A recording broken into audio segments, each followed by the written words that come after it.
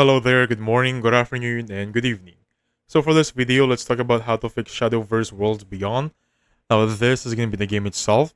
So just as a disclaimer, I do not have it, but I'm going to go to my library right now and show you the steps to take identically or literally the same process. So look for this one, we're going to utilize a sample for this one right there. So let's just say this is Shadowverse. Right click on it and look for properties. So once you have the properties in Shadowverse, look for the says installed files.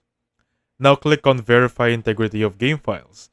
Now Steam will do a checkup on the files and basically fix it. Now for example, you already done verify integrity of the game files and the problem still persists, click on the browse option right there. It will open up the folder for the game itself and look for the exact game right there. Right click right here and you should click run as administrator for this one. That's going to be step 2, right there. Now, let's just say the problem is still persisting after doing all that.